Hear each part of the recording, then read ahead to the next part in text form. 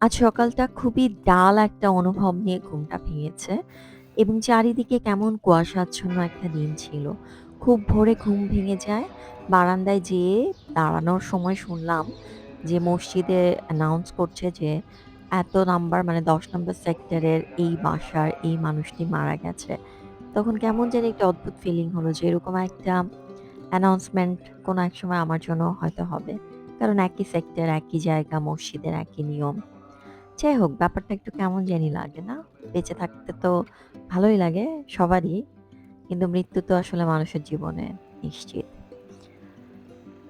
হাম রান্নাঘরে চলে গেলাম।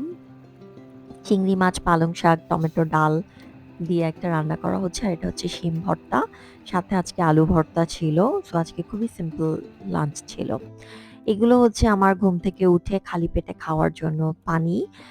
আম খেতে একটু খারাপ লাগে, বমি, বমি লাগে।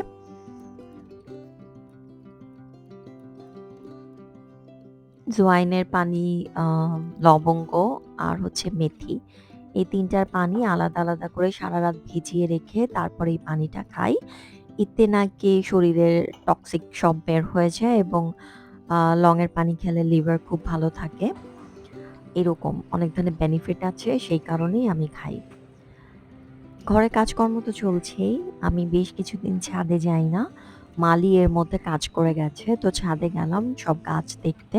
একটু চেক করতে যে কি, কি কাজ করেছে, কি হয়েছে। গাছ কিছু শীতে লাগানোর কথা ছিল যেমন গাঁদা ফুল লাগানোর কথা।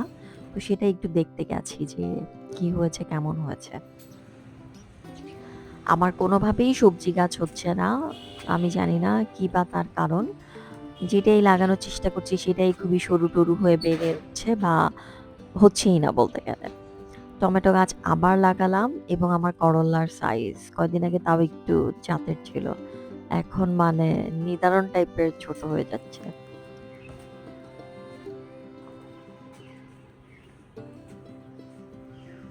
গোলাপ গাছটা কার আমি ঠিক জানি না ছাদের। দেখলাম যে ৪ টা নতুন গোলাপ গাছ এড হয়েছে।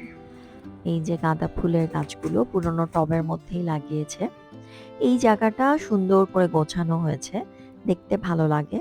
একটা বসার স্পেস ছাদের মধ্যে করব ভাবছি অনেকদিন ধরেই। সেটা ঠিক প্ল্যান করা হচ্ছে না। ছাদে যেয়ে মনে হলো যে একটু ভিডিও করি। তারপর মনে হলো বাপরে বাপ! আমার গায়ের রং তো অনেক সাদা। ভাল লাগলো নিজের গায়ের রং দেখে। ছাদ থেকে কিছু গাঁদা ফুল পেড়ে আনলাম যেগুলোর ডালগুলো অলরেডি নুয়ে পড়েছিল মানে ভেঙে গিয়েছিল। কেন গিয়েছিল আমি জানি না। সেটাই কেটে এনে ঘরে একটু রাখলাম।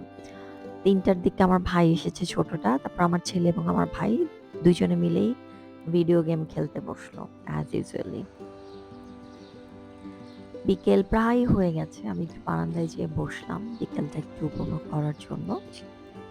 এরপর একটু ফ্রেঞ্চ ফ্রাইজ বানানো হবে এবং আমাদের বাসায় ফ্রেঞ্চ ফ্রাইজটা মজা হয়। আমাদের বাসায় যেকোনো টাইপের ফ্রাইড ফুড খুব মজা, যেটা বাসায় বানানো।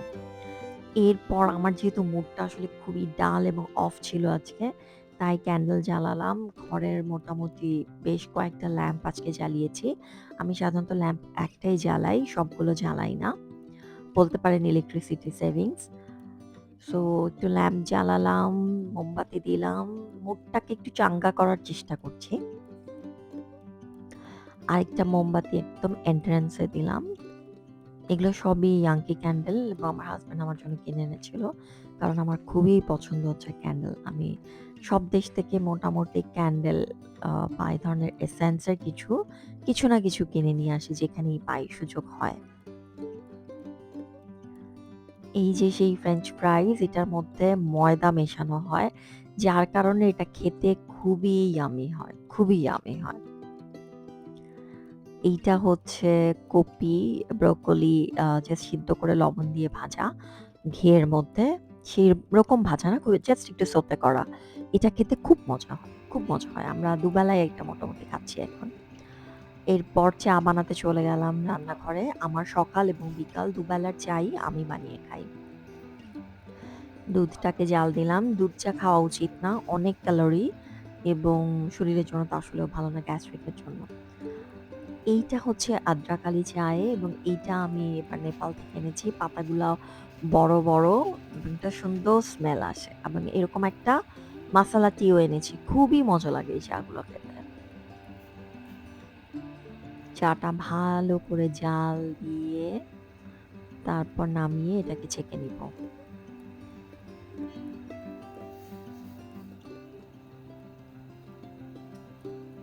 এই চাটা খাওয়া বন্ধ করলে আমার ওজন আরো অনেকখানি কমে যেত। সন্ধ্যাবেলা একটা সবজি হচ্ছে, এই সবজিটাই সকালবেলায় আমার হাসব্যান্ড নিয়ে যাবে ব্রেকফাস্টে এবং সাথে রুটি।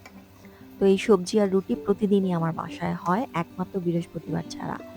এই ছাড়া প্রতিদিনই হয় এই সবজি আর রুটিটা। এটা আমরা রাতেও খাই, আবার সকালবেলাও নিয়ে যাই। এরপর একটু যেহেতু মুড খারাপ, ড্রাইভার নিয়েও ঝামেলা। ড্রাইভার নাই বাসায়। সো সেগুলোর জন্য একটা নতুন ড্রাইভার আসলো। তাকে নিয়ে ট্রায়াল দিতে গেলাম। যেহেতু আমার হাসব্যান্ডের জন্মদিন, সো তার জন্য একটা কেক কিনে বাসায় ফিরলাম।